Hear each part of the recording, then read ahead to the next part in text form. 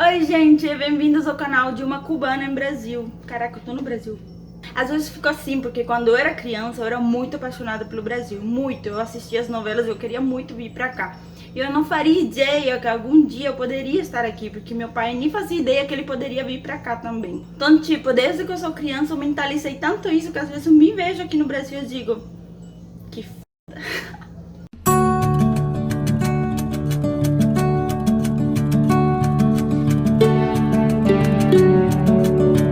E eu prometo pra vocês que eu vou fazer mais vídeos pro canal. A partir de agora eu vou ficar mais responsável. E eu quero falar muitas coisas de Cuba, muitos assuntos. E eu vou começar respondendo algumas perguntas que me fizeram nos vídeos anteriores. Também vou trazer outros assuntos da minha vida lá. Porque eu vejo que existem muitos mitos sobre Cuba. Pessoas que romantizam demais a vida em Cuba e pessoas que atacam demais a vida em Cuba e às vezes até mentem, falando coisas que não acontecem. Então eu pretendo falar algumas coisas assim, para trazer um pouco de verdade do que eu vivi e para vocês terem um outro ponto de vista de uma outra pessoa que morou lá. No vídeo passado, eu tava contando sobre como que eu vim pro Brasil. E eu contei uma experiência um pouco ruim que eu tive, um pouco não, muito ruim, que eu tive no aeroporto de São Paulo quando eu cheguei, que foi que eu sofri um assédio. E a pergunta que mais me fizeram é por que eu não denunciei aquele assédio, e eu vou contar hoje pra vocês o que influenciou pra eu não ter denunciado. Eu acho que foram duas coisas fundamentais. A primeira é que eu tava vivendo algo muito novo, algo muito diferente. Eu tinha acabado de deixar minha família, minha vida pra trás, pra viver uma experiência nova, num país novo, com uma cultura nova, com um idioma novo. Então eu estava muito ansiosa, muito nervosa e muito assustada por conta disso tudo. Daí eu chego no Brasil e eu perco o voo que vai de São Paulo para Brasília, que era onde meu pai estava me esperando, que era a única pessoa que eu conhecia aqui no Brasil. Então quando acontece o assédio, eu estava mais preocupada com tudo o resto, estava mais assustada por tudo o resto.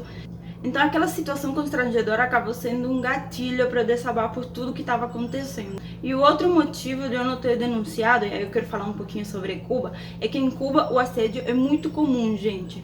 Não importa a idade que você tiver, se você for criança, se você for adulta, se você for mulher, você vai sofrer assédio nas ruas de Cuba. Ou dentro da escola, ou no centro de trabalho, ou em qualquer lugar. Porque é uma coisa que não é punida, não existe nenhuma lei que vai criminalizar isso. Então, por exemplo, desde que eu era criança, eu ia pra escola, tinha um grupo de homens na esquina que mexia comigo. E quando você anda na rua de Cuba, os homens podem mexer com você, te tocar, fazer qualquer coisa que você não vai ligar pra polícia, por exemplo, processar a pessoa, porque não vai acontecer nada. Isso é absurdo porque acontece muito. Todas as mulheres que eu conheço que foram em Cuba, mulheres brasileiras, por exemplo, que eu já conversei, que foram como estrangeiro, passaram por uma situação assim. E eles chamam de piropos, que seria elogios, mas não são elogios, é falta de respeito. Porque você vai na rua e eles podem te tocar, eles podem falar coisas que você não quer ouvir, você quer andar livremente. E esse direito de andar livre em Cuba, você não tem por esse motivo, sendo mulher. Porque você vai ouvir qualquer tipo de barbaridade de um homem. E barbaridade que eu digo que às vezes, mesmo sendo um elogio, você não quer ouvir, porque é um estranho. Então termina sendo uma falta de respeito também. Então, pelo fato de eu não conhecer que eu poderia denunciar esse tipo de situação, porque em Cuba eu não poderia denunciar, porque não tem nenhuma lei, eu achei que aqui seria a mesma coisa, eu tinha acabado de chegar. Eu nem falava o português. Eu mal sabia que eu podia ligar pra polícia e dizer, eu sofri assédio. Eu nem sabia pela situação que eu tava passando direito.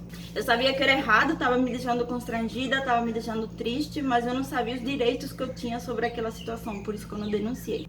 E é interessante eu falar sobre isso agora, porque aí eu vou trazer um assunto que tem me deixado muito feliz em relação a Cuba, que é que nos últimos anos, com a chegada da internet, as pessoas terminam se comunicando mais e entendendo mais como que funciona no resto do mundo. Então, por exemplo, se criou a campanha Evoluciona, que é uma campanha contra assédio, violência doméstica, violência sexual. Então, atualmente se fala mais sobre esse assunto e uma das coisas que eles querem é que criminalizem o assédio, que coloquem leis que protejam a mulher desse tipo de situações. Eu espero que eles consigam. E é isso, gente. Eu quis contar pra vocês porque que eu não fiz a denúncia, porque muitas pessoas perguntaram. Os dois motivos fundamentais foram esses. Eu tava estressada por conta da viagem, esse é um motivo, então eu tinha muita coisa acontecendo. E o outro foi falta de conhecimento mesmo, eu não sabia que eu poderia processar. Até porque em Cuba não se processa nada, isso é coisa do resto do mundo. Em Cuba você passa por diversas situações e você não processa, não existe essa opção de processar. posso até fazer um vídeo depois sobre isso. Queria deixar claro que atualmente eu jamais passaria por uma situação assim e ficaria calada. Eu com certeza sei quais são os meus direitos e eu correria atrás e não deixar isso passar impune.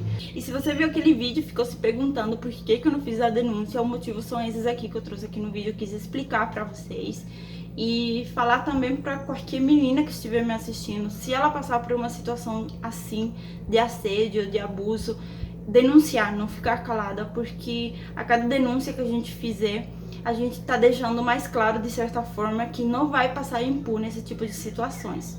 Eu não sabia na época como agir, por falta de conhecimento mesmo, além de por toda a pressão psicológica que eu tava tendo naquele momento. Mas hoje em dia, com certeza eu não ficaria calada, tá? E é isso, gente, é um vídeo bem curtinho só pra esclarecer isso e continuar pra frente, né? Porque sempre que alguém visse aquele vídeo ia se perguntar, mas por que você não denunciou? Então esse vídeo aqui já tá esclarecendo o que aconteceu naquele momento na minha vida. Lembrando que cada pessoa reage de um jeito, com certeza pode ser que outras mulheres tivessem reagido diferente. E muito obrigada por todos os comentários, eu fiquei muito feliz com todos eles, eu li todos.